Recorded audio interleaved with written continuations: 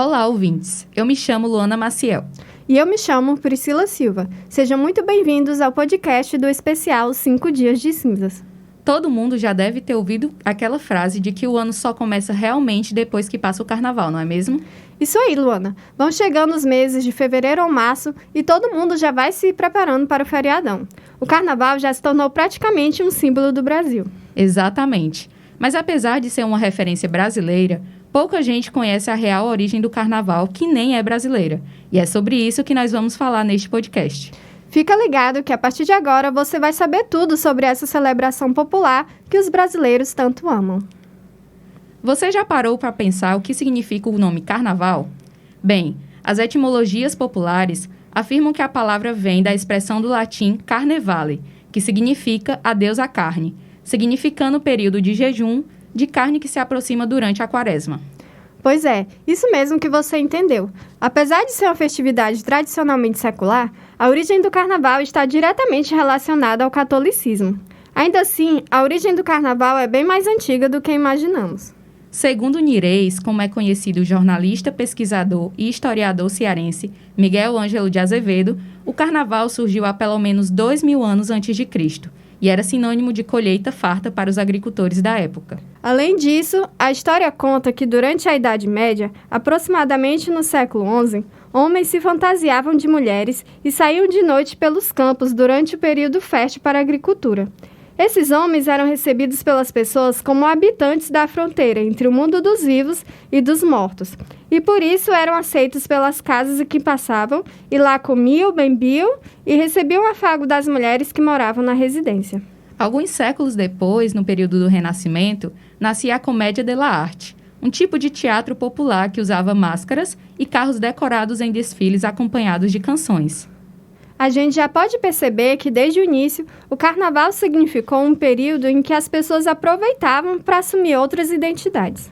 E com a popularização disso tudo, a Igreja Católica quis se apropriar da festa, atribuindo o Carnevale, que citamos lá no começo, como um período em que as pessoas podiam realizar suas festividades, cometendo todos os excessos, porque logo em seguida viria a Quaresma, um período de 40 dias em que as pessoas se santificariam para a celebração da Páscoa. Já no Brasil, o carnaval foi introduzido no período colonial. Durante o século XIX, antes do período da Quaresma, os escravizados tinham o costume de brincar jogando água, farinha, tinta e lama uns nos outros. Bem parecido com o famoso mela-mela, que a gente tem até hoje, né, Priscila? Isso mesmo, Luana. E por mais que as pessoas da elite da época desprezassem a brincadeira, a festa da carne acabou ganhando as ruas e começaram a surgir os bailes de máscaras até chegar nas escolas de samba que conhecemos hoje. E por falar nas escolas de samba, hoje elas se tornaram um dos principais atrativos do carnaval brasileiro, existindo até disputas e campeonatos realizados no Rio de Janeiro e São Paulo. Inclusive, a Escola Deixa Falar, fundada em 1928, no Rio de Janeiro, é considerada a escola de samba mais antiga da história. Isso aí! O carnaval foi bem aceito em todos os países, mas aqui no Brasil tinha um diferencial. Isso se deve à pluralidade da nossa cultura, como explica o historiador Nirês. Um dos fortes das comemorações carnavalescas aqui no Brasil são os chamados carnavais de rua. Há alguns anos, os foliões saíam para as ruas fantasiados e levavam consigo muito confete e serpentinas para curtir uma boa marchinha de carnaval. A primeira delas, escrita em 1899 pela compositora carioca Chiquinha Gonzaga, é a famosa Ou Abre Alas. Vamos ouvir um trechinho? Bora lá!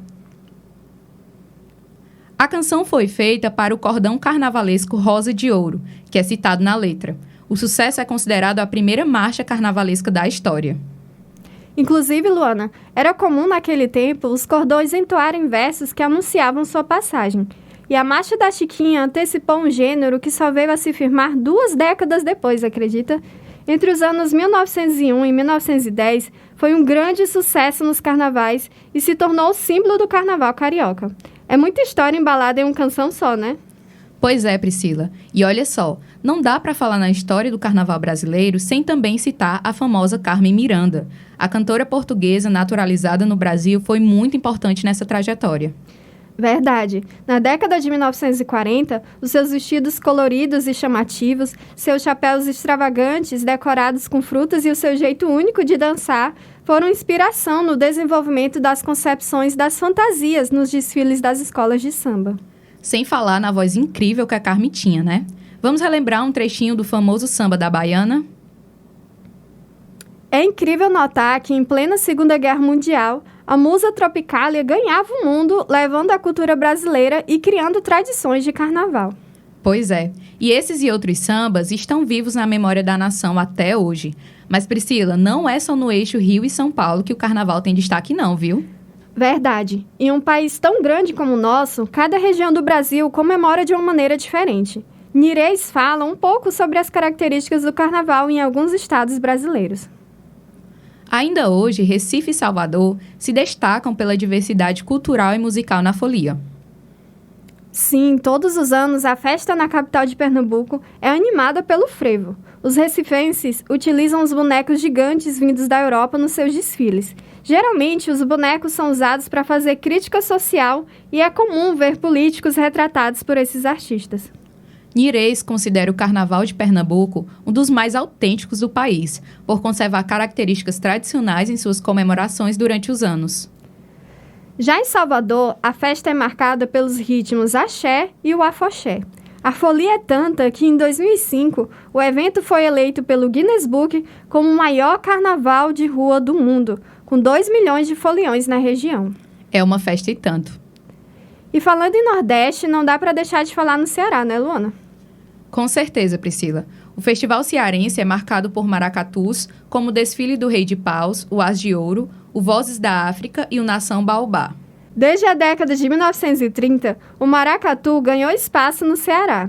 Todos os anos, a história de famílias cearenses dentro dos blocos fortaleceram o vínculo dos foliões com a imagem tradicional dos tambores, ferros, chocalhos e gonguês das caras pintadas de negrume, uma mistura usada no rosto para fazer referência aos povos africanos.